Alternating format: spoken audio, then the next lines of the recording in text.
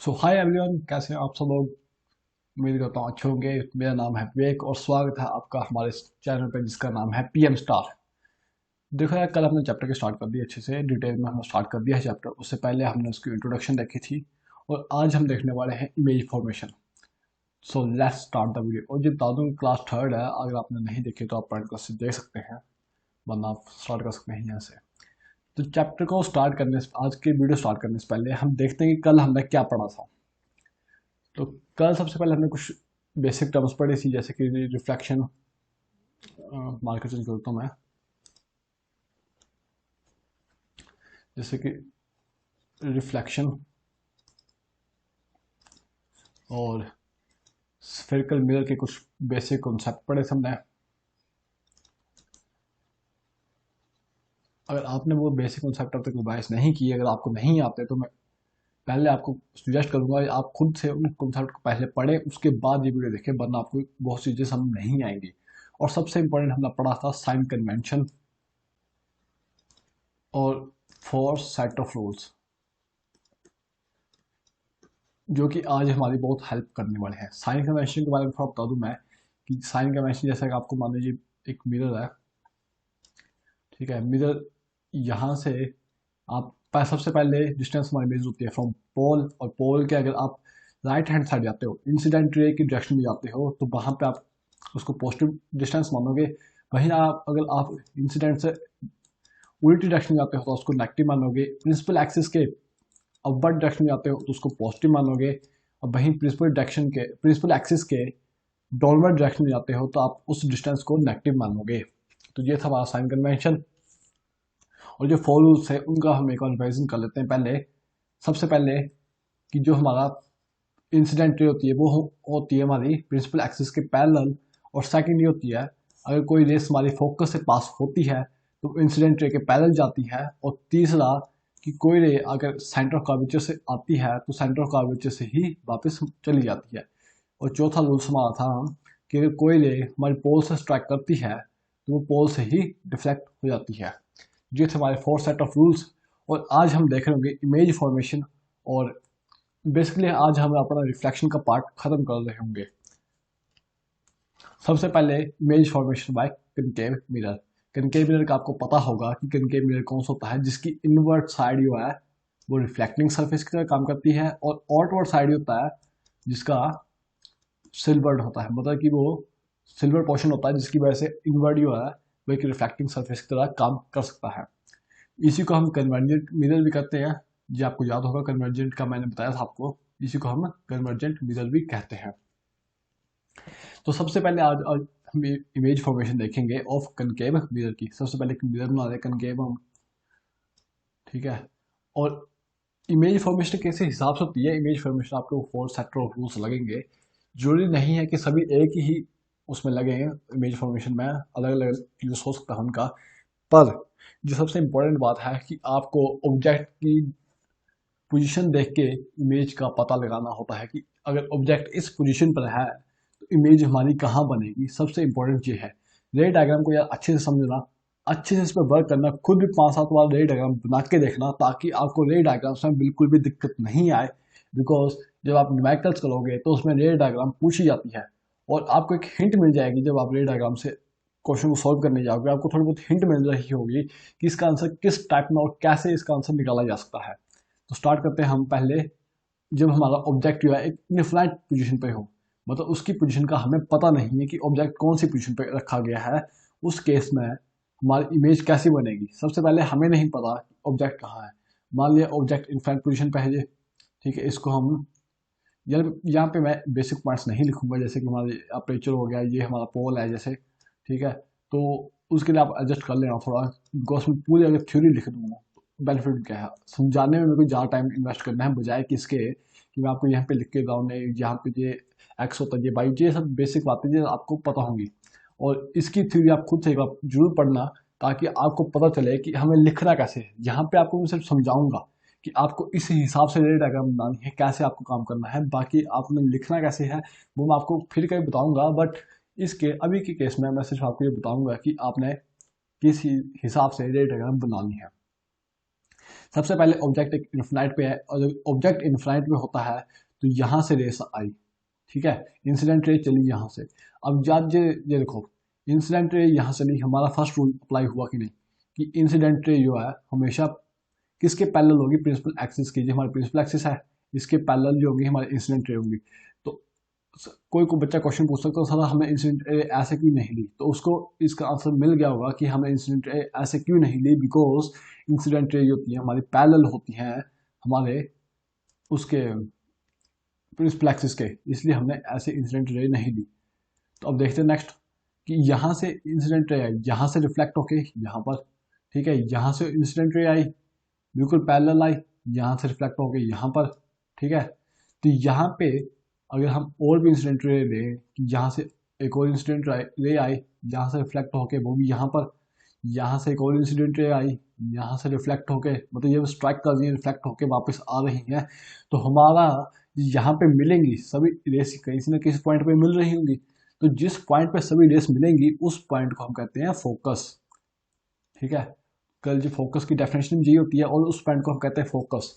तो आपको यहाँ से क्या बात समझाई, सबसे पहले कि अगर हमारा ऑब्जेक्ट ऑब्जेक्ट को अगर हम यू से डिनोट करते हैं, अभी से ज़्यादा रखना उसको, अगर जो ऑब्जेक्ट डिस्टेंस भी होती है उसको हम यू से डिनोट करते हैं, इमेज डिस्टेंस को हम वी से, और फोकल लेंथ को हम डिनोट करते हैं एफ से। अभी इसका इतना काम नहीं है पर ये आप काम आएंगे, इसलिए मैं कह रहा हूँ नोट याद रख लेना पहले से ही कि हम कौन सी चीज़ को किससे डिनोट करते हैं, बिकॉज ये आपको बहुत ज़्यादा हेल्प करेगी साइन कन्वेंशन के साथ, ठीक है। सबसे पहले जो हम चीज़ समझ आई यहाँ से, इस ऑब्जेक्ट इस जगह अगर हमारा ऑब्जेक्ट इनफिनाइट पे हो तो हमें इससे क्या पता चलता है, सबसे पहले चीज़ हमें पता चलेगी कि हमारी जो इमेज है, इमेज भी वो कहाँ फॉर्म होती है, वो फॉर्म होती है हमारे फोकस पर। फोकस पे तो फॉर्म होती है पर वो इमेज होती कैसे है, एकदम छोटी स्मॉल साइज की, यहाँ पे आपको पता है यह पॉइंट ऐसा छोटी चीज है, यहाँ पे वो सारी रेस मिल रही है, छोटा सा पॉइंट है। तो मतलब उसका अगर मैं इमेज का नेचर पूछूं कि साइज पूछूं उसका कि साइज क्या रहेगा इमेज का, तो साइज कैसा है, स्मॉल, स्मॉल साइज। बिकॉज यहाँ पे आप देख रहे होंगे कि यहाँ से इमेज निकली, यहाँ से इंसिडेंट निकली, यहाँ पे गई, यहाँ से स्ट्राइक होकर फिर से रिफ्लेक्ट होकर यहाँ पे एक पॉइंट पे जो आपस में मिल रही होंगी, जिस पॉइंट पे मिल रही होंगी वो पॉइंट एकदम छोटा सा पॉइंट है। तो इससे हमें क्या पता चल रहा है कि हमारी जो इमेज है वो एकदम कहाँ बन रही है, पहले फोकस पे बन रही है, उसकी पोजीशन क्या है, ये तो पोजीशन दूँ मैं, उसकी पोजीशन है, इमेज की पोजीशन की बात करूँगा मैं, यहाँ पे इमेज लिख दूंगा मैं, जो हमारी इमेज है उसकी पोजीशन फोकस पर है, साइज कैसा है, एकदम छोटा सा स्मॉल साइज उसका, उसका नेचर कैसा है, नेचर मतलब कि वो किस टाइप की इमेज बन रही है, इमेज बन रही है रियल एंड इन्वर्टेड। अब सर रियल एंड इन्वर्टर मतलब कल मैंने आपको बताया था कि रियल इमेज कब बनती है और कहाँ बनती है, रियल इमेज यहाँ पे हमारी रेस मीट करते हैं, यहाँ पे आपको दिख रहा है कि यहाँ पे, एक पेन चेंज कर लूँ पहले, यहाँ पे, ठीक, यहाँ पे हमारी इमेज रेस जो है मीट करती है, तो मतलब मीट कर रही है तो ये किसकी कंडीशन फॉलो करती है, हमारी रियल इमेज की। यहाँ पे हमारी रेस मीट नहीं करती, वो करती है हमारी वर्चुअल इमेज की कंडीशन को फॉलो। और दूसरी कंडीशन यहाँ पे एक और फॉलो होती है कि ये sir in front of mirror बन रही है, ना कि बिहाइंड द मिरर। जो इन फ्रंट ऑफ मिरर बनती है वो बनती है हमारी रियल इमेज। और हमारी रियल इमेज कैसे होती है, हमारी रियल इमेज होती है, रियल इमेज हमारी जो होती है वो होती है हमारी इन्वर्टेड, मतलब कि वो उल्टी बनती है ना कि सीधी। तो ठीक है, कभी भी अगर ऑब्जेक्ट, यहाँ से हम ये बात याद रखनी है कि कभी भी अगर ऑब्जेक्ट जो हमारा वो इनफिनाइट पोजीशन पे हो तो उसकी रे डायग्राम कैसे बनेगी, उसकी रे डायग्राम बनेगी ऐसे, और उसका जो नेचर है हमें डायग्राम के थ्रू याद रखना, ना कि हमें याद रखना है टेबल के थ्रू। टेबल में आपको एंड में बताऊंगा कि किस टेबल की मैं बात कर रहा हूँ, तो वो आपको याद नहीं रखना, बिकॉज आपको समझनी चीज़ें ना कि क्रैम करनी है, ठीक है। चलते हैं हम अपने नेक्स्ट डायग्राम पर। नेक्स्ट, अब यहाँ पे क्या है कि यहाँ पे ऑब्जेक्ट कहाँ गया, beyond the centre of curvature. सबसे पहले क्या बनाना हमें, एक के मिरर हमने बना लिया प्रिंसिपल एक्सिस, यहाँ पे पोल लिख दिया, यहाँ पे आ गया हमारा सेंटर ऑफ कर्वेचर, यहाँ पे आ गया हमारा फोकस। अब यहाँ पे क्या बोला गया कि जो ऑब्जेक्ट है पहले कहाँ था, इनफ्रारेड पोजीशन पे था, अब कहाँ पे है, अब ऑब्जेक्ट आ गया एकदम, हमें उसकी पोजीशन पता है कि ऑब्जेक्ट कहाँ रखा गया है। कहाँ रखा गया ऑब्जेक्ट, ऑब्जेक्ट हमारा रखा गया है सेंटर ऑफ कर्वेचर के पीछे। जब सेंटर ऑफ कर्वेचर के पीछे हमारा ऑब्जेक्ट होगा तो यहाँ से इंसिडेंट रे और इंसिडेंट रे पैरेलल हमारा रूल नंबर 1 जो कहता था, ठीक है, यहाँ से वो फोकस पे पहले नहीं बना सकते हम, बिकॉज हमें नहीं पता कि रेस कहाँ मीट करेंगी। But in case of diagram हम इसको अज्यूम कर लेते हैं, या तो आप एक काम कीजिएगा, इसको फोकस को बाद में बनाइए, आप फोकस को वही बनाइएगा यहाँ पे आपकी रेस मीट कर देंगे, वरना आपको क्या दिक्कत हो सकती है। ठीक है, तो यहाँ से हमारी ये रेस गई, यहाँ पे कट की, उसको कहेंगे फोकस। ऐसी मल्टीपल नंबर ऑफ रेस निकलेंगी, बट हमें क्या है, एक छोटी सी चीज़ को समझना है, तो हम इसके लिए बहुत बड़ी चीज़ें नहीं मानेंगे, हम छोटी सी चीज़ को मान के ही आगे बढ़ेंगे। तो हम इसमें सिंगल यूनिट ऑफ रेस की बात करेंगे कि यहाँ से एक रह गई, यहाँ से इंसिडेंट हुई, यहाँ से रिफ्लेक्ट होकर ये कहाँ मीट की, फोकस पर मीट की। तो ठीक है, फोकस से मीट होने के बाद यहाँ पे उसने कट किया, उस पॉइंट को हम कहेंगे फोकस। ठीक है, फोकस कट होने के बाद एक रे जाएगी सीधी सेंटर ऑफ कर्वेचर पे, हम एक रे उसको भेज सकते हैं हम चाहे तो, सेंटर ऑफ कर्वेचर से एक रे गई। ठीक है, इस मेरे को थोड़ा एक्सटेंड कर लें हम, यहाँ से थोड़ा मेरे को और बड़ा करना है कि यहाँ से वो गई। रूल नंबर जो 3 हमारा कहता था कि अगर सेंटर ऑफ कर्वेचर से कोई रेस जा रही है तो वो उसी डायरेक्शन में वापस बी बैक हो जाएगी, मतलब कि उसकी डायरेक्शन को कोई फर्क नहीं पड़ेगा, जिस डायरेक्शन में वो गई है उसी डायरेक्शन में वापस हो जाएगी। एक रेस हमारी गई इंसिडेंट, एक रेस गई हमारी parallel to principal axis, rule number 1, और सेकंड रे हमारी गई सेंटर ऑफ कर्वेचर से। सेंटर ऑफ कर्वेचर से जैसे गई वैसे ही वापस चली गई। तो यहाँ पे जो पॉइंट है, यहाँ पे अगर उसने कट किया, वहाँ पे हमारी इमेज बनी। याद रखना, यहाँ पॉइंट कट होते हैं वही इमेज बनती है, ऐसे इमेज नहीं बनती है कि पॉइंट कट नहीं हो। और यहाँ पे एक और बात चीज आपको पता चल रही होगी, अगर पॉइंट कट हुए हैं तो हमारी कौन सी इमेज बनी, ये इमेज हमारी बनी रियल। बिकॉज रियल की डेफिनेशन अब आपको याद हो चुकी होगी कि रियल की डेफिनेशन होती है कि यहाँ रेस एक्चुअली कट करती है, तो यहाँ पे रेस एक्चुअली कट हुई हैं, इसलिए यहाँ पे रियल इमेज बनी है। ठीक है, तो यहाँ पे अब इस डायग्राम को देख के आपको क्या समझा रहा है कि सबसे पहले कि जब ऑब्जेक्ट हो, इमेज लिख दो पे पहले मैं, कि इमेज कैसी बनोगी। यहाँ पे सबसे पहले ऑब्जेक्ट हमारा सेंटर ऑफ कर्वेचर के पीछे है, तो हमारी इमेज कैसी बन सकती है। सबसे पहले उसकी हम साइज पोजीशन की बात करें कि इमेज कहाँ बनी, तो हमारी इमेज कहाँ बनी, हमारी इमेज बनी बिटवीन, जे बिटवीन का शॉर्ट सिंबल होता है, between centre of curvature and focus और सेंटर ऑफ कर्वेचर के बीच में आप देख सकते हैं यहाँ पे हमारी इमेज बनी। और यहाँ पर अगर हम इसकी साइज की बात करें कि साइज क्या रहा इस इमेज का, तो इस इमेज का जो साइज है वो स्मॉल रहेगा as comparison to the object, मतलब ज़्यादा स्मॉल नहीं होगा। वहीं हमारा अगर पिछला देखें तो यहाँ पे अगर वेरी वेरी स्मॉल लगा सकते हो आप, वेरी स्मॉल, यहाँ पे बड़ा छोटा स्मॉल है, बड़ा छोटा साइज बना है, पर वहाँ ऑब्जेक्ट के मुकाबले छोटा है, बट बड़ा छोटा भी है, ओके है, मतलब ठीक ठाक है। और अगर हम इसकी नेचर की बात करें तो नेचर आपको पता ही होगा कि नेचर क्या है इसका, नेचर वही रियल। और रियल इमेजेस कैसे होती हैं, रियल इमेजेस हमेशा इन्वर्टेड होती हैं, ये बात याद रखना कि रियल इमेजेस हमेशा इन्वर्टेड और वर्चुअल इमेजेस हमेशा इरेक्ट बनेंगी। ठीक है, तो एक बार फिर से देखते हैं इसको कि सबसे पहले हमने क्या देखा कि एक हमारा मिरर था, उसके पहले ये पोल, उसके जिन पे सेंटर ऑफ कर्वेचर, अगर पीछे ऑब्जेक्ट हो तो यहाँ से वो जाएंगे rays parallel to principal axis, जहाँ पे कट करेंगे उसको हम कहेंगे फोकस से फिर दूसरी रेस हमारी निकलेगी सेंटर ऑफ कर्वेचर से अगर रेस हमारी निकलेगी तो उसी डायरेक्शन में रिफ्लेक्ट बैक भी हो जाएगी। और यहाँ ये दोनों सेंटर ऑफ कर्वेचर और हमारी जो फोकस वाली रे है वो कट करेगी, उस पोजीशन को हम कहेंगे, वहाँ पे हमारी इमेज फॉर्म होगी। और जो इमेज हमारी होगी वो कैसी फॉर्म होगी, वो होगी रियल इन्वर्टेड। और ये सब पॉइंट आपको माइंड में रखने हैं। देखो यार, इमेज रे डायग्राम से अगर आप समझ रहे हैं इन चीज़ों को ना, तो आपको ज़्यादा बेनिफिट होगा एज कंपेरिजन टू आप चुपचाप टेबल याद कर लो। मैं हमेशा कहूँगा रे डायग्राम ज़्यादा प्रेफर करता हूँ मैं, बिकॉज ये सब आपको अंडरस्टैंडिंग जो आपकी और बढ़ाता है, आपकी सोचने की ताकत बढ़ाता है। अगर आपको इस चैनल में आके वही मिल रहा है जो बाकी चैनल में मिलेगा तो फायदा क्या फिर मेरा पढ़ाने का। मैं पहले कहा था कि मेरा मकसद क्या है यहाँ यूट्यूब पे आने का, कि मेरे को कुछ चेंजेस करने हैं एजुकेशन सिस्टम में। आप पूरा यूट्यूब घूम के आइए, यूट्यूब आपका है, ठीक है। अगर आपको इस लेवल का कंटेंट कहीं मिल रहा है ना तो छोड़ दीजिए मेरे को, पर आई एम श्योर कि इस लेवल की और इस लेवल की डेडिकेशन आपको कहीं नहीं मिलेगी जहां आपको एक एक बात अच्छे से बताई जाती हो। और ऊपर से मैं कह रहा हूँ कि अगर आपको नोट्स चाहिए, you just join my Telegram channel जिसका नाम PM स्टार। अगर आपको लिंक से नहीं ज्वाइन कर पा रहे तो आप यूट्यूब पे टेलीग्राम पे सर्च PM स्टार सर्च कीजिएगा, आपको आ जाएगा चैनल। पर उन सबको बात पे वो हम बाद में देखते हैं। अब उसके पहले हम देखते हैं हमारा तीसरा पॉइंट। यहाँ पे इमेज जो है, जो यहाँ पे हमारा ऑब्जेक्टिव है सेंटर ऑफ कार्वेचर पे है। मतलब कि यहाँ पे अब पहले ऑब्जेक्ट कहाँ था हमारा, यहाँ पे देखते हैं लास्ट में इसका कंपैरिजन देखेंगे, कंप्लीट देखेंगे समझ कि हमने आज क्या देखा। उससे पहले हम देखते हैं कि हमारा जिस ऑब्जेक्ट अब कहाँ आ गया। अब ऑब्जेक्ट आ गया हमारा सेंटर ऑफ कार्वेचर पे। तो ठीक है, अब ऑब्जेक्ट सेंटर ऑफ कार्वेचर पे है अगर हमारा, तो हमारी इमेज कैसी बनेगी।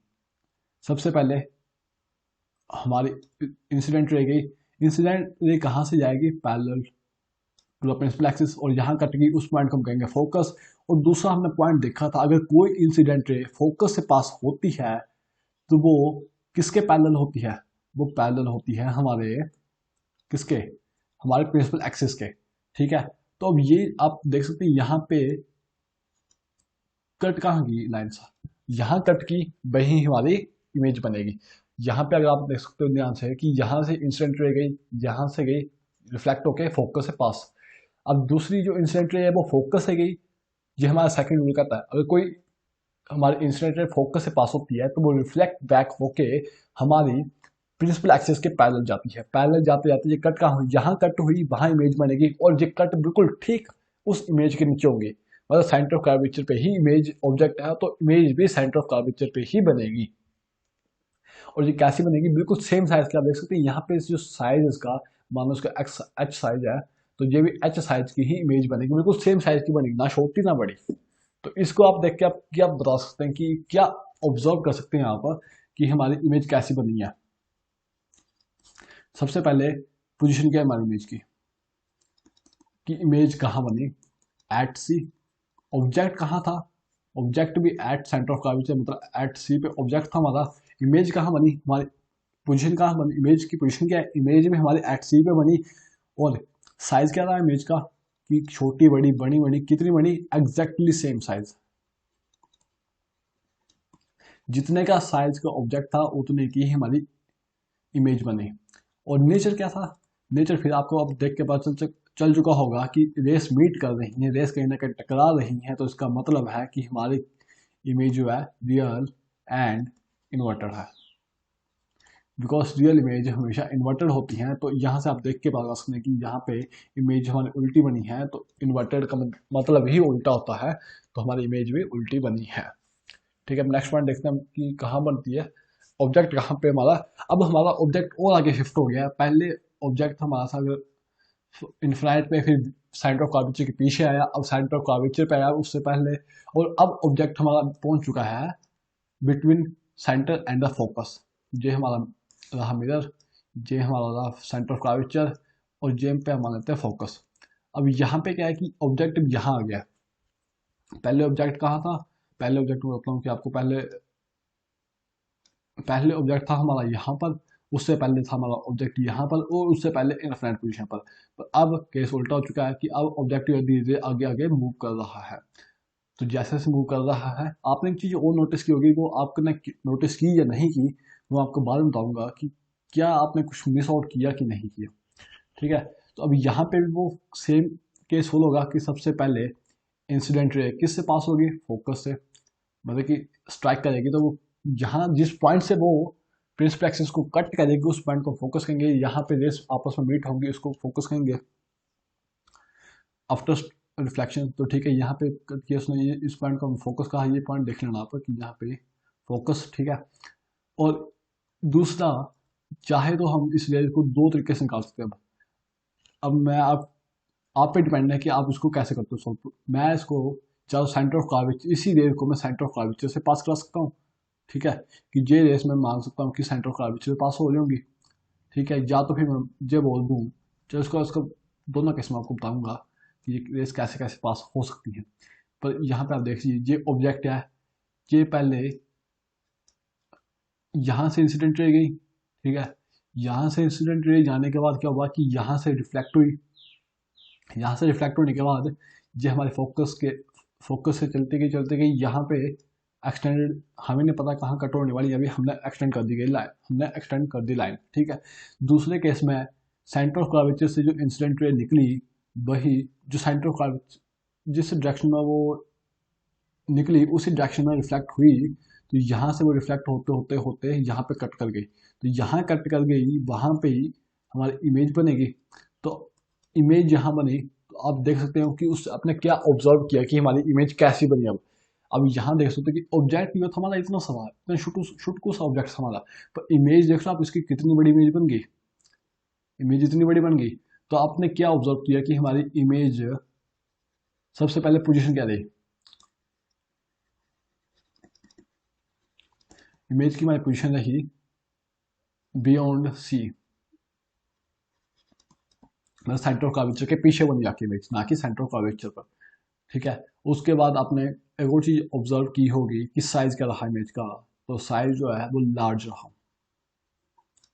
और तीसरी चीज नेचर, नेचर मतलब कि इमेज कैसी बनी है। मैं पहले बताया कि इमेज के दो टाइप के नेचर हो सकते हैं, आपके रियल, इन्वर्टेड। तो अब तो आपको याद हो चुका होगा कि ये कौन सी इमेज है sir, real and inverted,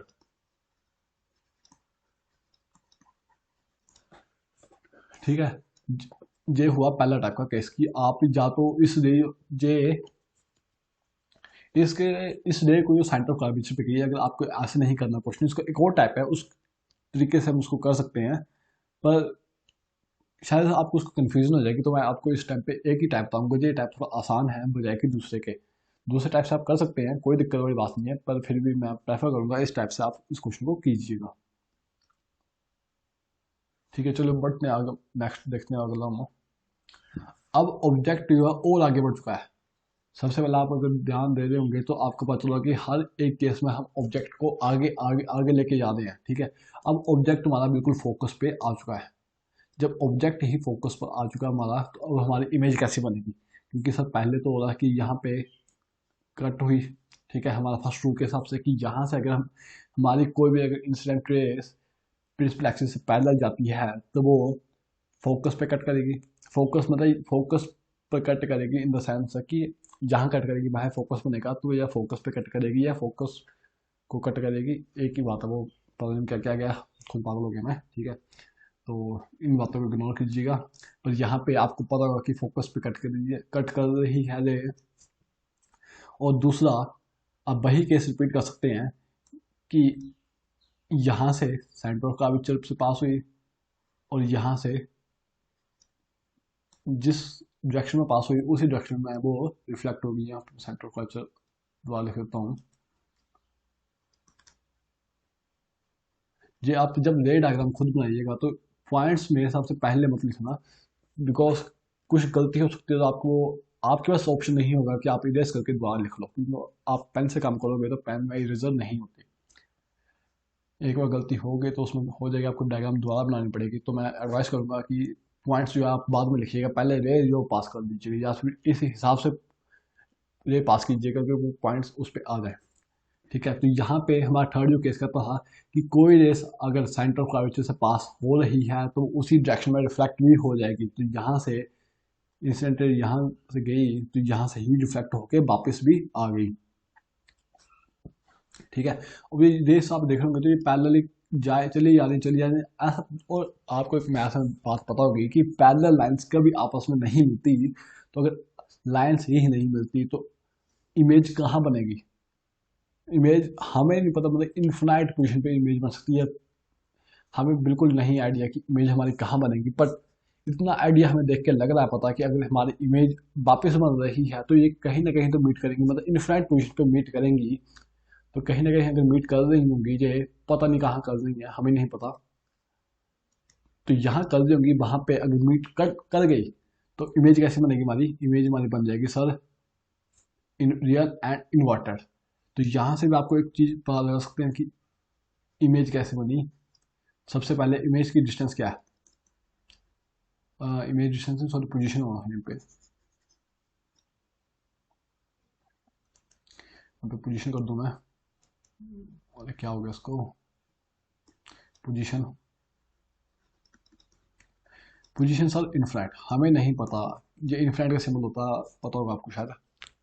infinite का सिंबल ऐसे लिखा है, तो अगर हम पूरे अच्छे तरीके से लिखें तो ऐसे मतलब 8 को लटा दो, इन्फिनिट का सिंबल बन गया आपका। तो यहाँ से हमें एक चीज़ पता चलेगी कि पहली चीज़ जो हमें पता चलती है कि इमेज जो हमारी इनफिनिट पोजीशन पे बनी है, हमें नहीं पता कौन सी पोजीशन पे, इनफिनिट पोजीशन पे। सेकंड जो थिंग हमें पता चलती है कि हमारी साइज़ क्या था इमेज का, क्या साइज़ था इमेज का साइज सर, बहुत वेरी वेरी वेरी लार्ज। मतलब कि इतना बड़े साइज की हमारी इमेज बन गई कि हमें इन्फिनिट पोजीशन पे पता चल गई कि हाँ वहाँ पे कट करेगी, कहाँ करेगी हमें नहीं पता, मतलब करेगी सही इतना हमें पता है, पर कहाँ करेगी हमें नहीं पता, तो इमेज जो बहुत बड़ी बन जाएगी हमारी। ठीक है। और जो हमारा लास्ट पॉइंट आता है वो था कि नेचर, नेचर कैसे होगी। एक बार जब रेस हमारी प्रिंसिपल एक्सिस के नीचे चली गई तो वो बनाएंगे हमेशा इन्वर्टेड, और इन्वर्टेड इमेज कौन सी होती है हमारी, real. So real and inverted image.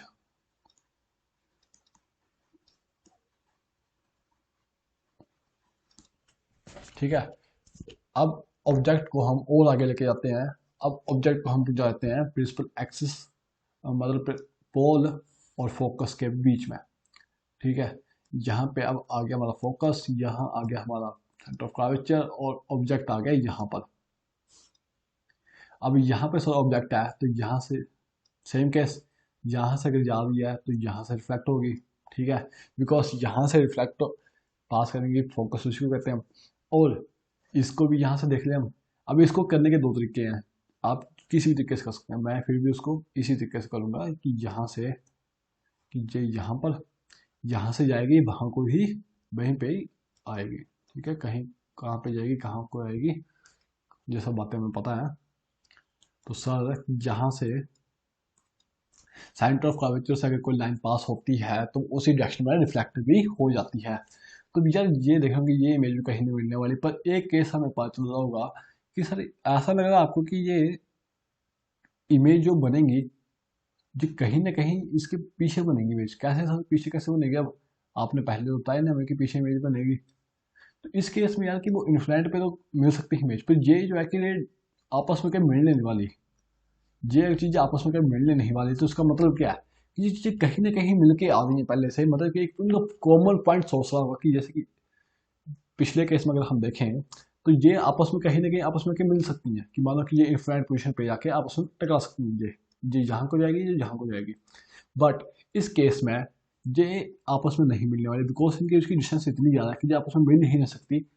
तो इसका मतलब कि ये किसी न किसी एक पॉइंट सोर्स पे इकट्ठे होंगी, वहां से दोनों रेस चली ही आए, जैसे मानो ये देख लो आप डायग्राम कि यहाँ से चली ही आए, तो एक ही जगह से मिल के आ रही हैं, तब वो कहीं से आगे अगर मिलने नहीं वाली, तो जो इमेज ऐसा लगता है कि कहीं ना कहीं से मिलके आ रही होंगी, उस इमेज को हम कहते हैं वर्चुअल इमेज। और वर्चुअल इमेज का एक और एग्जांपल हो सकता है कि ये इमेज हमारी बिहाइंड द मिरर बन रही है, और बिहाइंड द मिरर हमारी इमेज कैसी बनती है, वर्चुअल। तो ठीक है, लास्ट केस में क्या होता है कि जब हमारा ऑब्जेक्ट जो है पोल और फोकस के बीच में आ जाए तो वहां पे हमारी इमेज कैसी बनती है, वर्चुअल। इन रे डायग्राम को अच्छे से याद रखना, पहले मैं लिख दूंगा एक बार। पोजीशन क्या है, पोजीशन असल बिहाइंड द मिरर।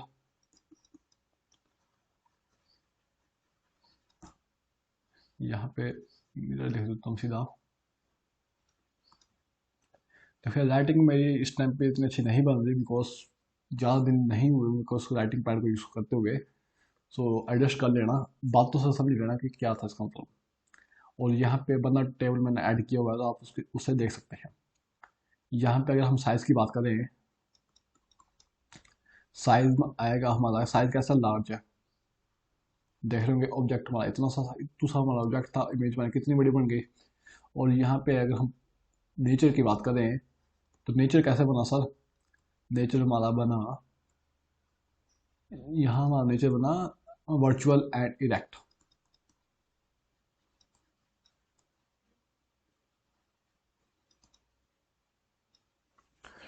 ठीक है। तो यहाँ पे समय बाद रखते हैं, पहले एक बार फिर से रिवीजन करते हैं कि इमेजेस हमारे कैसे बन रही हैं। और अगेन मैं फिर से कहूँगा कि इन चीज़ों को ढंग से याद रख लेना, बिकॉज ये चीज़ें आपकी बहुत काम आएंगी जब अगर एक बार आपको मिरर समझ आ गया तो आपको लेंस की इमेज फॉर्मेशन भी होती है तो वो भी सेम टू सेम ऐसे ही बनेगी, तो वो आपको आसानी से ज़्यादा जल्दी समझ आ जाएगा। वरना इमेज फॉर्मेशन बहुत से बच्चों को नहीं आती तो आपका नाम भी बहुत से बच्चों में ऐड हो जाएगा, और आपको ये बात भी पता है कि बहुत से बच्चों को सिलेक्शन नहीं होता, तो आपका भी उस लिस्ट में नाम नहीं आना चाहिए, बल्कि आपका लिस्ट, आपका नाम उन माइनॉरिटीज में आना चाहिए जिनका सिलेक्शन होता है। तो उसके लिए आपको चीज़ें समझ के जाना पड़ेगा, ना के रट के। तो ठीक है, सबसे पहले हम देखते हैं कि हमने क्या किया यहाँ पे। सबसे पहले यहाँ पे क्या था, ऑब्जेक्ट हमारा कहाँ था, नहीं ये पे गलत हो गया, देखता हूँ वाला। पॉइंट आउट कर देता हूँ, मतलब सारी डायग्राम जो गलत हो जाएगी। यहाँ पे आप देख सकते हो कि यहाँ पे हमारा था कि यहाँ पे हमारा ऑब्जेक्ट इनफ्लैंट पोजीशन पे था।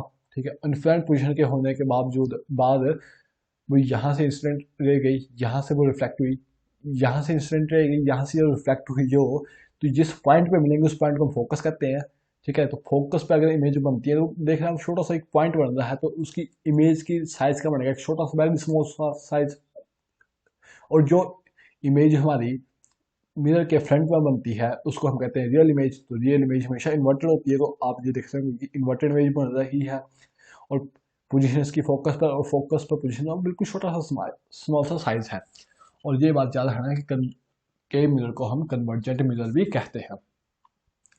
ठीक है, अब नेक्स्ट केस आया कि हमारा जो ऑब्जेक्ट है वो सेंटर ऑफ कर्वेचर के पीछे है। सेंटर ऑफ कर्वेचर के अगर पीछे है हमारा ऑब्जेक्ट तो हमारी इंसिडेंट रह गई, ये रिफ्लेक्ट हुई, फोकस पे कट, फोकस पे अगर कट यहाँ से कट होती है उसी को हम फोकस करते हैं। पर यहाँ पे हम, हमें पता है इन चीज़ों को, तो हमें समझाने के लिए मैं आपको ये कर दूंगा कि फोकस पे जा रही है या फोकस से कट हो रही है, वरना आप सबको पता है कि जहाँ पे कट होती है उसी पॉइंट को हम फोकस कहते हैं। तो यहाँ पे फोकस पे कट, तो यहाँ से कट हुई, फिर ये निकल गई आगे आगे आगे, और यहाँ से एक रह गई सेंटर ऑफ कर्वेचर पे। Centre of curvature rule number 3 याद करो कि जिस डायरेक्शन में आई है उसी डायरेक्शन में वापस जाएगी। तो हमारी इमेज कैसे बनेगी, तो हमारी यहाँ पे जो फोकस रे है ये वो, और जो हमारे सेंटर ऑफ कर्वेचर रेस यहाँ पे कट होंगी वहाँ हमारी इमेज बनेगी। इमेज हमारी कैसी बनी, यहाँ पे छोटी बनी है, ज़्यादा छोटी नहीं, ठीक ठाक साइज की बनी है पर छोटी बनी है। और यहाँ पे कैसी बनी, इन्वर्टेड और स्मॉल इन साइज।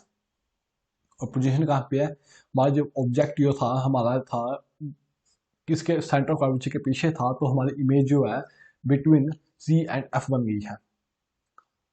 और यहाँ पे हमारा ऑब्जेक्टिव सेंटर ऑफ कर्वेचर पे था, तो ये सेंटर ऑफ कर्वेचर से ही, सेंटर ऑफ कर्वेचर पे ही इमेज बनी। और ये कैसे बनी, बिकॉज यहाँ पे पहले इंसिडेंट रे हमारी फोकस से गई, फोकस पे कट, फोकस से यहाँ पे कट हो गई, सेकेंड रे हमारी फिर से फोकस से गई और प्रिंसिपल एक्सिस के पैरेलल हो गई, पैरेलल होकर यहाँ पे दोनों रेस कट होंगी, उसी पोजीशन पे हमारी इमेज बनेगी। और यहाँ हमारी इमेज बनी, उस पोजीशन का नाम है centre of curvature. Centre of curvature पे ही ऑब्जेक्ट है, सेंटर ऑफ कर्वेचर पे ही इमेज बन गई। ये थोड़ा देख लेना कि मेरी बोलने की स्पीड थोड़ी फास्ट तो नहीं, बिकॉज मेरे को लग रहा है कि थोड़ा फास्ट हो चुका है ये। पर वही बात, आपका टाइम वेस्ट नहीं करना चाहता मैं, तो ये नहीं कि स्लो स्लो बोल के आपको 1.5x पे वीडियो देखनी पड़े, 2x पे आपको वीडियो देखनी पड़ रही है बिकॉज आप सर इतना स्लो बोल रहे हैं, वो नहीं चाहता मैं। इतनी आवाज़ पे आई थिंक समझ आ जाएगा आपको, इतनी स्पेस पे कम से कम। और फोर्थ हम बात करें कि ऑब्जेक्ट जब हमारा सेंटर ऑफ कर्वेचर और फोकस के बीच में आ गया तो हमारी इमेज कैसी बनेगी। जब सब सेंटर ऑफ कर्वेचर और फोकस के बीच में हमारा ऑब्जेक्ट होगा, एक इंसिडेंट रे हमारी फोकस पे जाएगी, और फोकस की जाने के बाद वो नीचे एक्सटेंड होती जाएगी, नीचे जाती जाएगी हमारी रेस, और एक हमारे सेंटर ऑफ कर्वेचर से जाएगी, सेंटर ऑफ कर्वेचर से ही रिटर्न बैक हो जाएगी। और जहाँ दोनों रेस मिली उस पॉइंट को हम कहेंगे, उस पॉइंट पे हमारी बनेगी इमेज। और इमेज हमारी कहाँ बनी सर, सेंटर ऑफ कर्वेचर के पीछे बनी, तो इसको कहेंगे बियॉन्ड द सी। और इमेज कैसी बनी, ऑब्जेक्ट से लार्ज बनी, तो इसकी लार्ज इमेज बनी है हमारी। ठीक है, और कैसे बनी है, रियल एंड इन्वर्टेड। अब अगला आ गया कि ऑब्जेक्ट जब हमारा फोकस पर हो, फोकस पर अगला होगा हमारा ऑब्जेक्ट, तो यहाँ से ही फोकस इंस्टेंट रे से रे प्रिंसिपल एक्सिस के पैरेलल जाएगी, और पैरेलल जाते ही वो रिफ्लेक्ट बैक होकर फोकस से पास होगी, फोकस से पास होकर वो आगे बढ़ती जाएगी, और एक रे हमारी सेंटर ऑफ कर्वेचर से जाएगी, सेंटर ऑफ कर्वेचर से ही वापस हो जाएगी, और इनफ्लैट पोजीशन पर डिस्टेंस पे वो मीट करेंगे। और इमेज हमारी जो बहुत बहुत बहुत बड़ी बड़ी जाएगी, और हमारी इमेज बनेगी कैसे, फिर भी कैसे हमारी इमेज बनेगी, इन्वर्टेड। और real and inverted. Last case जो हमारा आता है उसमें क्या होता है कि ऑब्जेक्ट जो है हमारा बिटवीन एफ मतलब फोकस और पोल पे रखा गया है, तो वहाँ से अगर हमारी इमेज जो है वहाँ से हमारे इंसिडेंट रे जाएगी और वो हमारी फोकस से पास होगी, और एक रे हमारे सेंटर ऑफ कर्वेचर से जाएगी, वहीं से पास रिफ्लेक्ट हो जाएगी, और ये आपस में कहीं नहीं मिलने वाली। तो उसका मतलब क्या है कि ये कहीं ना कहीं से मिलके आ गई है, फिर मतलब कहीं ना कहीं तो मिली होंगी ये, आगे पीछे यहाँ नहीं मिलने वाली, तो मतलब वो पीछे मिल के आ रही है कहीं ना कहीं से, तो पीछे मिल के आती है। जब ऑब्जेक्ट इमेज हमारी बिहाइंड द मिरर बनती है उसको हम कहते हैं वर्चुअल इमेज। तो ये आपको वर्चुअल इमेज का कॉन्सेप्ट समझ आ रहा होगा, जो आपको शायद पहली वीडियो में ढंग से समझ नहीं आया।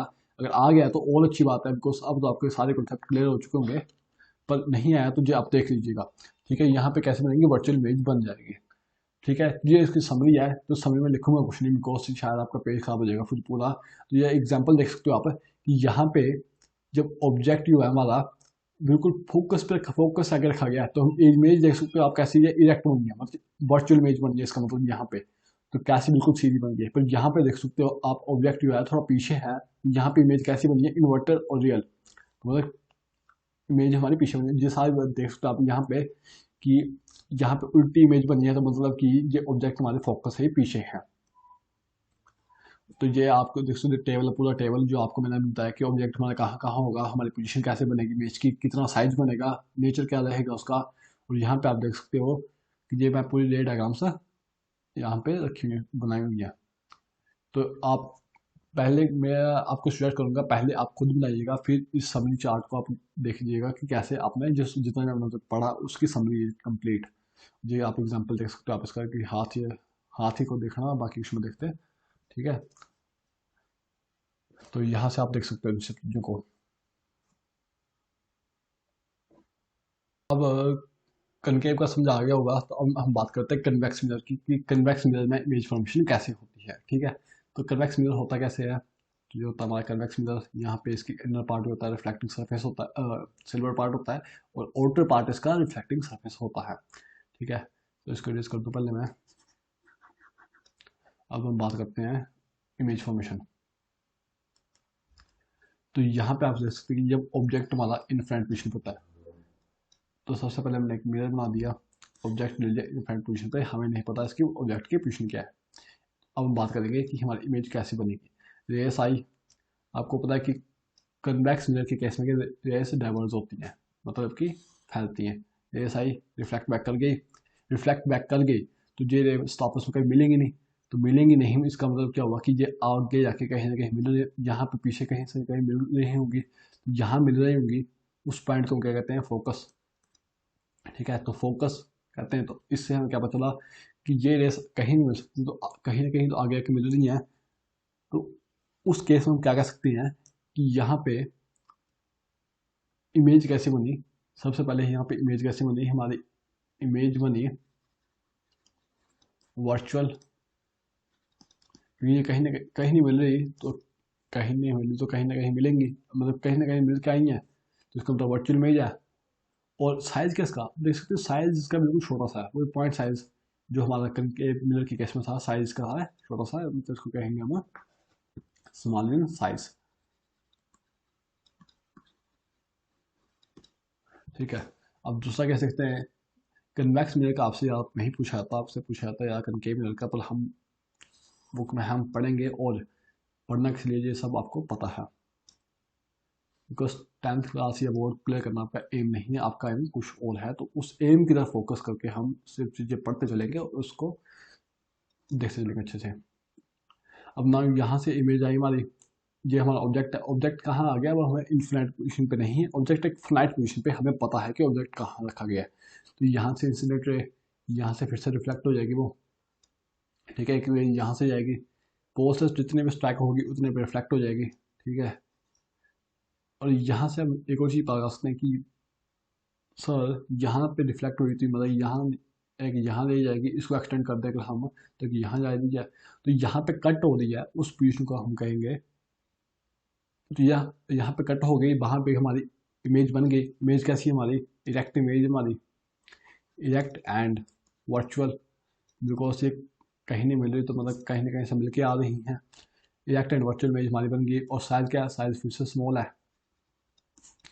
ठीक है, तो ये था हमारा और ये कहाँ बन रही है हमारी पोल, जो हमारा पोल है, और जो कौन सा पोजिशन है हमारी फोकस, जो मेरा कहाँ बन रही है पोल और फोकस के बीच में। तो ठीक है जी, उसकी समरी है, आप समरी देख लीजिएगा, टेबल में यहाँ पे लगाया हुआ पूरा। और आपने कन्वेक्स मिरर देखे होंगे, बिकॉज ये देखिए आपको कितना बड़ा ट्रक कितना बड़ा होता है, पर ये छोटे से एक मिरर में पूरे ट्रक के साथ साथ पूरा आसमान और आदमी पूरा आ गया, क्योंकि इसमें हमेशा हमारी जो इमेज होती है वो छोटी सी बनती है, तो इसमें आपको कंप्लीट इन्फॉर्मेशन दे दी गई है। तो यार हम अब बात करते हैं इनके यूज़ की, कि कन्वेक्स करके और प्लेन मिरर के यूज़ कहाँ होते हैं। तो ये आपको मैंने डायग्राम्स लगाती हैं वैसे, क्योंकि हाईलाइटर की मदद से मैं आपको समझाता हूँ उनको, इस पेज को मैं ख़राब नहीं करना चाहता, ताकि जब आप नोट्स पढ़ें तो आपको एकदम अच्छे से बोलते फील आए पढ़ने में, कि नहीं पढ़ रहे हैं कुछ, बजाय कि पेज पूरा ख़राब हो जाइएगा।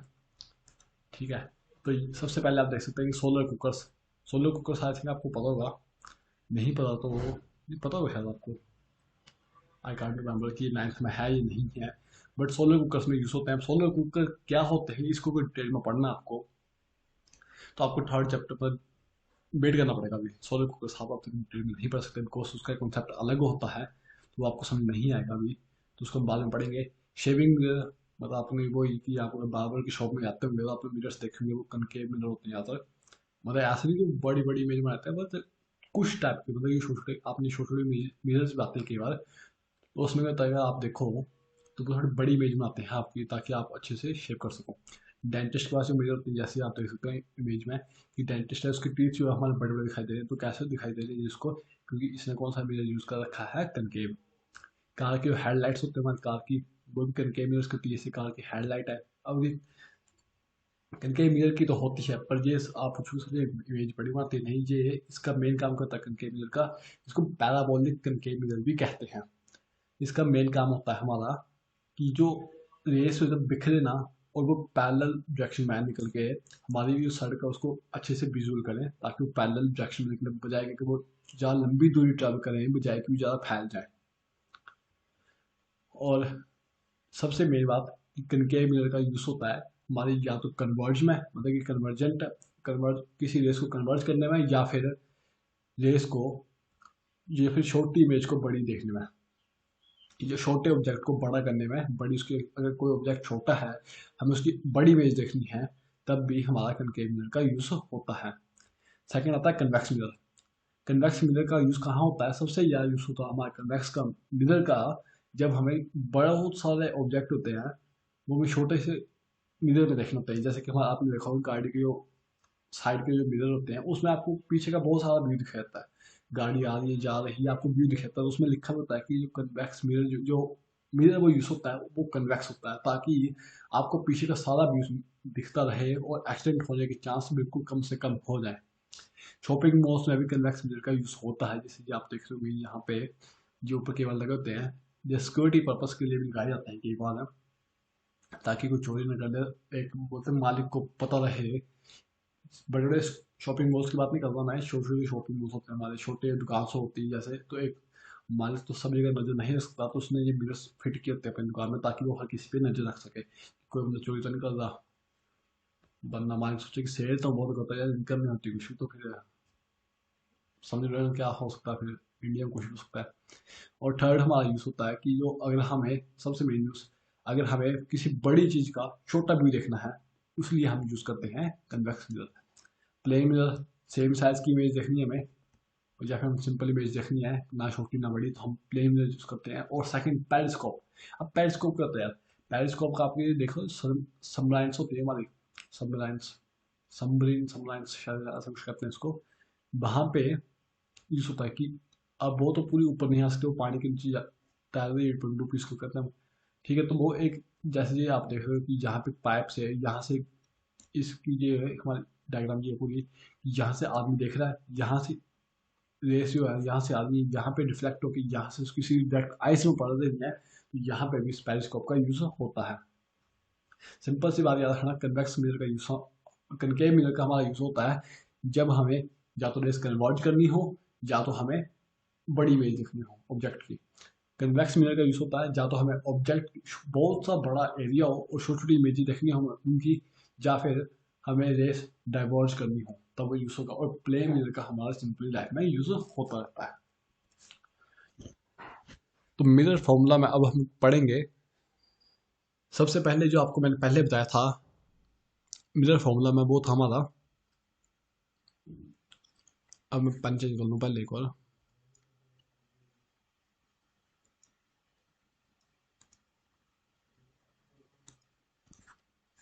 हाँ, वेट वेट, ठीक है। मिरर फॉर्मूला में मैंने पहले आपको कहा था कि यू को हम डिनोट करते हैं, जो आपको मैंने याद रखने कहा था चीजें, कि यू को ऑब्जेक्ट डिस्टेंस,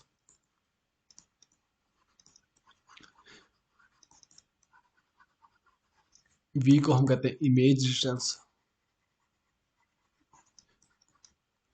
और एफ को हम कहते हैं फोकल लेंथ।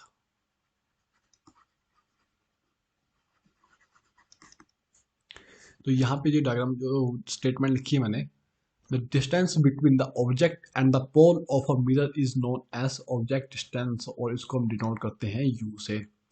वहीं अगर हम इमेज डिस्टेंस की बात करें, the object, the distance between the image of a object to the pole of a mirror is known as image distance, इसको हम डिनोट करते हैं बी से। और the distance between the focus and the pole of a mirror is known as focal length, और इसको हम denote करते हैं एफ से। तो ठीक है यार, इसका फॉर्मूला क्या होता है, इसका रिलेशन क्या है?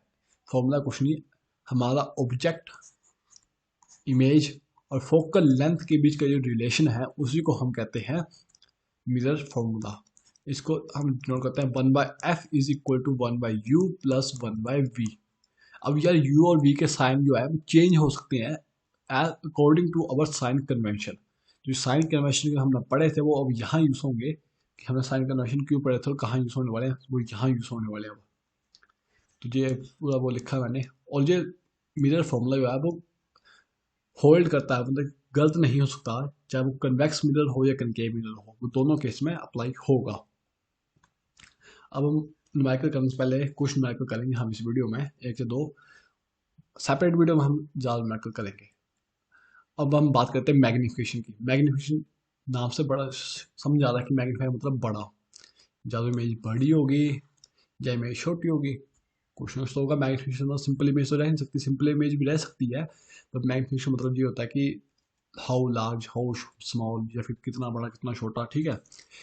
इन simple word how large it is, कितनी बड़ी में हमारी इमेज है। और अगर प्रॉपर डेफिनेशन की बात करें, जो डेफिनेशन बुक में दी गई है हमें, उसके हिसाब से अगर हम बात करते हैं, तो it is a ratio of a size of the image to the size of the object. In simple word magnification को सबसे पहले हम डिनोट करते हैं एम से। तो एम, छोटे एम से, M is equal to H dash. H dash क्या हमारा? एच डैश हमारा है इमेज, इमेज हाइट। अब एच क्या हमारा? ऑब्जेक्ट हाइट, या ऑब्जेक्ट साइज भी आप कह सकते हो, ठीक है। Magnification is equal to H dash upon H, ये भी लिखा हुआ है। और मैग्निफिकेशन की कोई यूनिट नहीं होती। यूनिट का मतलब, अब यूनिट का मतलब क्या होता है? यूनिट का मतलब कि जैसे कि हम बात करते हैं जब हम स्पीड की, जैसे स्पीड होती है तो उसकी क्या होती है? Distance upon time. तो उसकी यूनिट क्या आती है? मीटर पर सेकंड, जी उसकी यूनिट आती है। तो वैसे ही मैग्निफिकेशन की कोई यूनिट नहीं होती, कि इसको हम मीटर पर सेकंड या कुछ ऐसे यूनिट हम नहीं लिख सकते। और magnification produce by spherical mirror, अगर स्फेरिकल मिरर की हम बात करें तो उसकी मैग्निफिकेशन होती है, वो होती है H dash upon H is equal to minus के वी अपॉन यू। ये हमारा प्रॉपर फॉर्मूला है मैग्निफिकेशन का। डिपेंड करता है हमें क्वेश्चन में क्या दिया गया है, हम इसके पूरे फॉर्मूले की यूज़ करेंगे या फिर हम इतना इतना ही यूज़ करेंगे, वो हमें डिपेंड करता है क्वेश्चन में क्या दिया गया है। इसकी डेरिवेशन है कि मैग्निफिकेशन कैसे आई है, उस डेरिवेशन की हम बात करते हैं अब। और उसकी डेरिवेशन देखते हैं। डेरिवेशन मतलब कि ये जो हमने देखा था magnification, M is equal to H dash upon H is equal to minus B upon U, ये कहाँ से आया, इसकी हम डेरिवेशन देखते हैं। ये आपके सिलेबस में है, मोस्टली बोर्ड्स में नहीं पूछी जाती या आपको कहीं नहीं पूछी जाएगी ये, पर फिर भी हम अपनी नॉलेज के लिए इस चीज़ को देखेंगे। तो यहाँ पे पहले डायग्राम बना देते हैं हम एक। ये आगे हमारे प्रिंसिपल एक्सिस, ये आगे हमारा पोल, यहाँ पे हम बना देते हैं एक ऑब्जेक्ट, ठीक है। यहाँ से वही, अब जो ऑब्जेक्ट है कहाँ पे? ऑब्जेक्ट है हमारा beyond the centre of curvature, जहाँ पे हमारा फोकस। तो यहाँ पे अब हम करेंगे कि एक रे तो हमारी पास होगी फोकस से, ये रे पास होगी फोकस से, ठीक है। अब इस रेस को हम सेंटर ऑफ पोल से भी पास कर सकते हैं, पोल से पास होगी तो उसी एंगल से रिफ्लेक्ट हो जाएगी, यहाँ कट की, ठीक है, यहाँ पे कट की तो यहाँ पे बन गई हमारी इमेज, यहाँ कट की वहाँ हमारी इमेज बन गई। तो हम पॉइंट के नाम दे देते हैं पहले, ताकि हमें पता चले कि डायरेक्शन जब हम करनी पड़ती है हम पॉइंट्स के नाम देने पड़ते हैं, ए बी, और यहाँ पे हम देते हैं इसको ए डैश, इसको बी डैश, और यहाँ पे एफ सी तो है, यहाँ पे इसको डी देते हैं हम, और एरो से डिनोट कर देते हैं कि हमारी इमेज जो रेस कैसी जा रही है, ठीक है। तो जी आपको केस पता है वैसे कि हमारे अगर ऑब्जेक्ट जो है हमारा, अगर यू हमारा बियॉन्ड सी होगा तो हमारी इमेज कहाँ बनेगी, बिटवीन सी एंड एफ, ठीक है। तो वो सही है इन पे केस। तो यहाँ पे अगर हम देखें, ये जो है इसको मैं हाईलाइट करके बताता हूँ आपको कि जो ए बी है, ए बी 90 डिग्री का एंगल बना रही है। सबसे पहले हम दो ट्रायंगल लेंगे, पहला ट्रायंगल लेंगे हम ए बी और पी, एंड सेकंड ट्रायंगल हम बात करेंगे तो वो ट्रायंगल होगा हमारा ए डैश बी डैश और पी। तो आप ये ट्रायंगल देख रहे हैं, ये एक ये ट्रायंगल होगा और एक ये ट्रायंगल होगा। डायग्राम इतने अच्छे से नहीं बनी है तो फिर भी आपको समझ आ जाए इतनी अच्छी बन गई है। तो सबसे पहले अगर देखेंगे आप तो ये जो एंगल वो 90 डिग्री का है, एंगल बी ए और B A P, angle B A P हमारा 90 डिग्री का है सर, है एंगल। अब इस एंगल में देखिए यहाँ पे ये एंगल 90 डिग्री का है क्या, हाँ सर है, ये भी है। बी डैश ए डैश पी ये भी 90 का है, ठीक है सर है। अब सर यहाँ पे हमें पता है कि जितना एंगल ये होगा उतना ही एंगल ये होगा, ठीक है, ये तो हमें पता है क्योंकि फोर्थ रूल ये कहता है कि जितने एंगल से पोल पर स्ट्राइक करेगी उतने एंगल से रिफ्लेक्ट करेगी, ठीक है। तो इसका मतलब कि बी पी ए भी हमारा इक्वल होगा angle B dash P A dash के, सर इक्वल होगा, ठीक है। अगर दो एंगल हमारे आपस में इक्वल आ जाएं, if two angles of two triangles are equal, then triangle is similar। Triangle कैसे होंगी, सिमिलर। और सर अगर ट्रायंगल सिमिलर होंगी तो इसका सिंपल सा मीनिंग है कि उनकी जो साइड्स होंगी वो आपस में एक फिक्स रेशो में होंगी। हाँ सर ये भी सही है, जो आपने 9th में पढ़ा होगा, 9th की मैथ्स में, कि उनकी साइड्स एक फिक्स रेशो में होंगी। और फिक्स रेशो में अगर उनकी साइड्स हैं तो उनकी साइड से फिक्स रेशो होंगी, ठीक है। तो यहाँ पे अगर हम साइन कन्वेंशन यूज़ करें अपने, और साइन कन्वेंशन के साथ अगर हम बेसिक कॉन्सेप्ट यूज़ करें तो हमें पता चलेगा कि ए बी क्या है हमारा, ए डैश हमारा, ए डैश बी डैश क्या हमारा, ये क्या हमारा, ये है हमारी इमेज की हाइट। इमेज हाइट किसे डिनोट करते हैं हम, एच डैश से सर, ठीक है। यहाँ पे हम क्या लिखेंगे, एच डैश। और साइन कन्वेंशन यूज़ करें तो क्या है, ये प्रिंसिपल एक्सिस के डाउनवर्ड डायरेक्शन में है तो यहाँ पे आएगा नेगेटिव के एच डैश। एच डैश क्यों, बिकॉज सर इमेज की डिस्टेंस है, इमेज डिस्टेंस है, पर साथ में साइन कन्वेंशन यूज़ करेंगे हम तो इसका मतलब है कि साइन इमेज प्रिंसिपल एक्सिस के डाउनवर्ड डायरेक्शन में है तो नेगेटिव आएगी। हाँ सर, और वही ए बी क्या, ए बी सर वो भी ऑब्जेक्ट की हाइट है, ऑब्जेक्ट हाइट हम डिनोट करते हैं एच से, और सर ये पॉजिटिव डायरेक्शन में है, मतलब कि प्रिंसिपल एक्सिस के अपर डायरेक्शन में है तो ये आएगी पॉजिटिव। हाँ ठीक है। अब अगला आया सर पी ए डैश क्या है, सर पी ए डैश क्या है, ये क्या सर। अब तो सर ये तो इमेज डिस्टेंस है, हाँ इमेज डिस्टेंस है, पर सर साथ में क्या है सर, यहाँ से डिस्टेंस मेजर होगी यहाँ से आपकी तो ये नेगेटिव डायरेक्शन में जाएगा, तो सर नेगेटिव का साइन यहाँ भी आएगा फिर, हाँ सर यहाँ भी आएगा। और आपको एक बार में याद रखने को कहा था कि ऑब्जेक्ट हमेशा नेगेटिव ही आता है, चाहे वो कन्वेक्स हो कनकेव हो, पर फिर भी हम देखते हैं कि ऐसा क्यों कहा था मैंने। यहाँ देखिए, यहाँ पे यहाँ से डिस्टेंस मेजर होगी इसकी भी, ऑब्जेक्ट कौन सी डायरेक्शन में गया, इंसिडेंट रे की डायरेक्शन ये है, ऑब्जेक्ट की डायरेक्शन ये है, ठीक है। जब उल्टा चलेंगे इंसिडेंट डायरेक्शन से तो ऑब्जेक्ट की डिस्टेंस भी हमारा नेगेटिव आएगी, ठीक है सर। ये हमारा इतना सा केस हमारा बन गया। हाँ जी सर, बन गया। अब इसके बाद देखिए कि यहाँ पे क्या बना, एच डैश अपॉन एच, जे नेगेटिव नेगेटिव आपस में कट गए और ये नेगेटिव यहाँ चला गया, is equal to minus B upon U. और ये किसके इक्वल है, हमारे मैग्निफिकेशन के। सर यही तो प्रूव करना था हमें।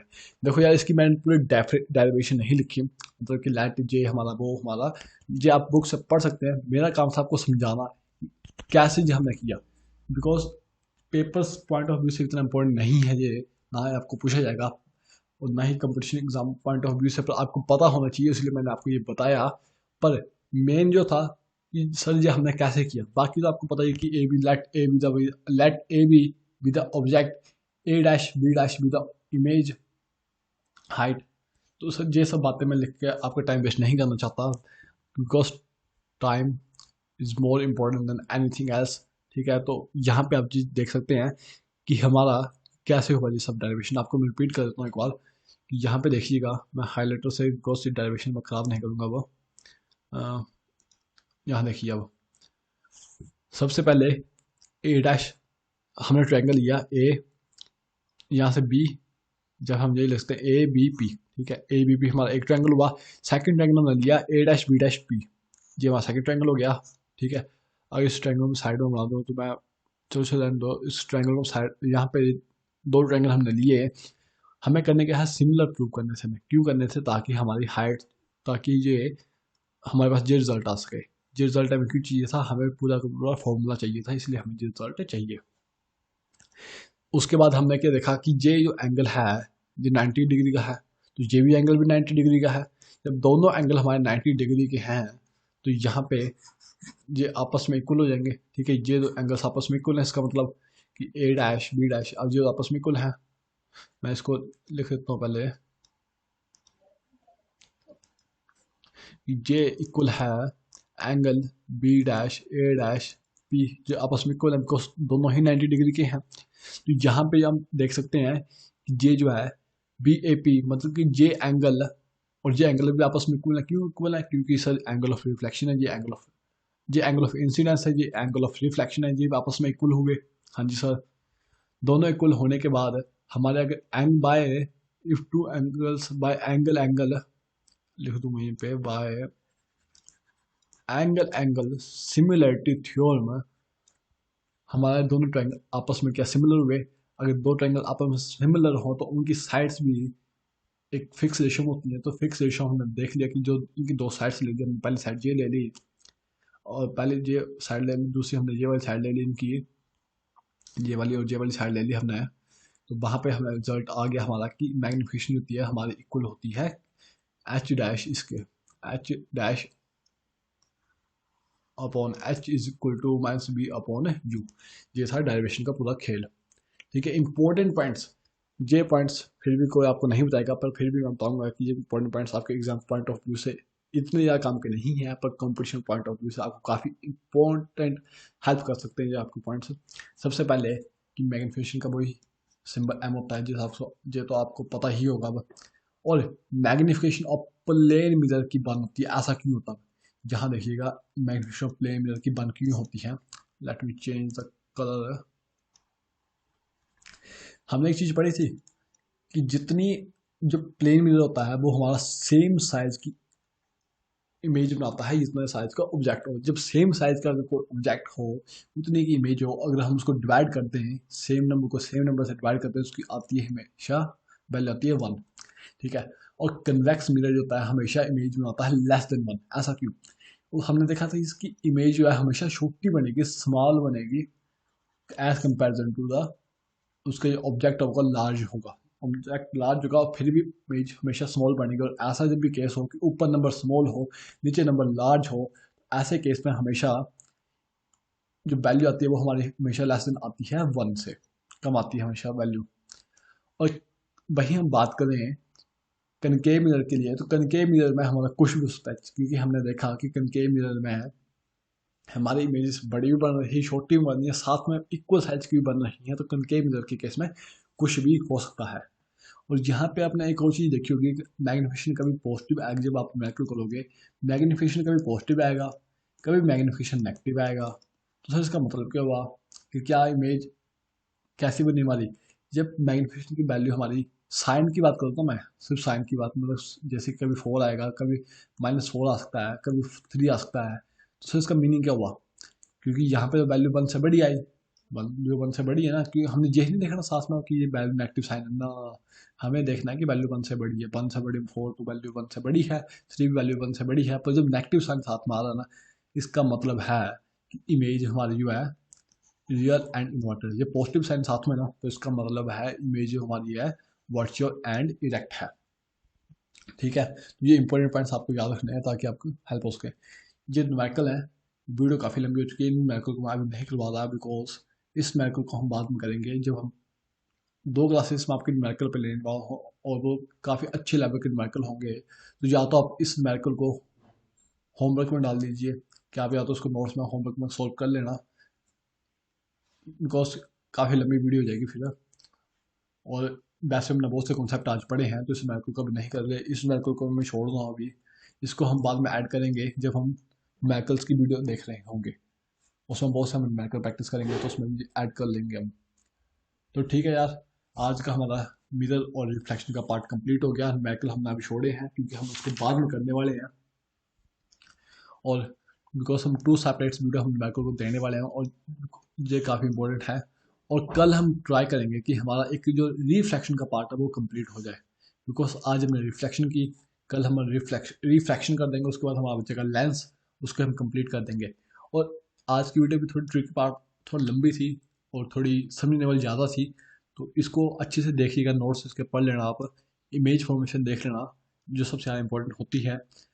और कल हम वीडियो जब स्टार्ट करेंगे तो एक बार आपको रिकैप करा दूंगा कि हमने कल वीडियो में क्या पढ़ा और इमेज फॉर्मेशन कैसे होती है, पर फिर भी इसके नोट्स पढ़ के आइएगा, बिकॉज ये बहुत इंपॉर्टेंट है। आप चाहे इसके नोट्स जो आपको टेलीग्राम में मिल जाएंगे, ठीक है, तो PM स्टार अगर सर्च करेंगे आप भी नोट्स स्पेस के साथ है, तो आपको मिल जाएंगे, चैनल मिल जाएगा PM स्टार का, उस पर हमारे चैनल का लोगो होगा, तो आप उसमें नोट्स आपको होंगे तो आप वहीं से ले लीजिएगा। ठीक है, और कल का जो रिफ्लेक्शन का पार्ट होगा वो थोड़ा ट्रिकी पार्ट होगा, तो इसको आप ढंग से वेल प्रिपेयर्ड होकर समझिएगा कि कैसे हमें करना रिफ्लेक्शन, क्योंकि बिकॉज अगर रिफ्लेक्शन आपको समझ आता है आसानी से, तो रिफ्लेक्शन में आपको इतना टफ नहीं लगेगा, बट रिफ्लेक्शन थोड़ा टफ है एज कम्पेरिजन टू रिफ्लेक्शन। तो ढंग से उसको समझने की कोशिश करना कल। तो आज के लिए सिर्फ इतना था, thank you, bye bye and stay blessed.